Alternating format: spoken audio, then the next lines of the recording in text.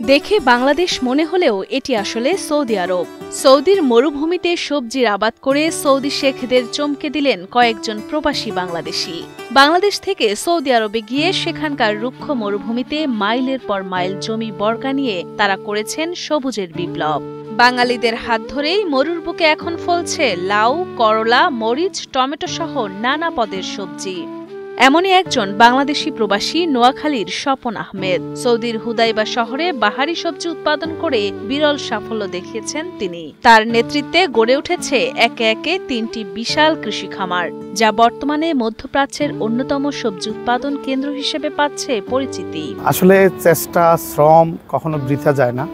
আর এই জায়গাটা মক্কা হুদাইবিয়া সন্ধি, এটা আমাদের ইসলামের ইতিহাসে আছে। এই জায়গাটা অনেক আলোচিত একটা জায়গা, এখানে অনেক বরকতময় একটা জায়গা। এখানে আলহামদুলিল্লাহ যেটাই লাগান আলহামদুলিল্লাহ অনেক ভালোভাবে ভালো ফসল হয় এবং কি ফসলের মান অত্যন্ত ভালো থাকে।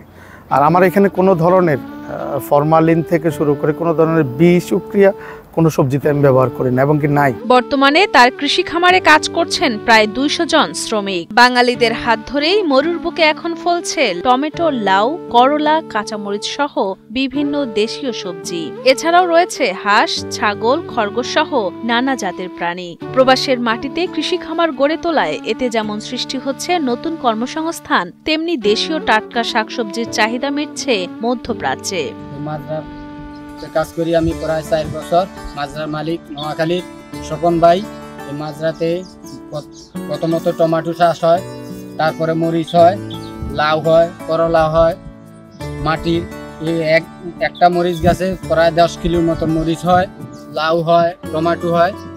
ইনশাল্লাহ ভালো ফলন উৎপাদন হয়। আমি এখানে দীর্ঘ ৩ বছর যাবত আছি। আমার বড় ভাই স্বপন আহমেদ, তার বাড়িও নোয়াখালী, আমাদের ১০ নং গামুশাপাড়া ইউনিয়নে।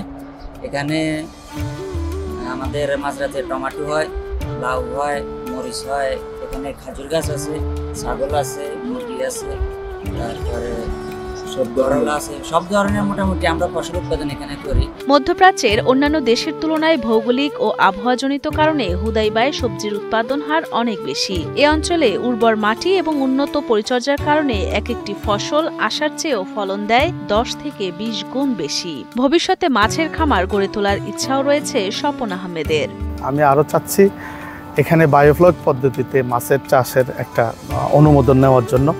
আমার এখানে মুরগি আছে, ছাগল আছে, আরো অন্য আমি আরো আইটেম বাড়ানোর চেষ্টা করতেছি। বাংলাদেশি প্রবাসীদের প্রচেষ্টা একদিকে যেমন অর্থনৈতিক প্রবৃদ্ধিতে অবদান রাখছে, অন্যদিকে নতুন উদ্যোক্তাদের জন্য দিচ্ছে অনুপ্রেরণা।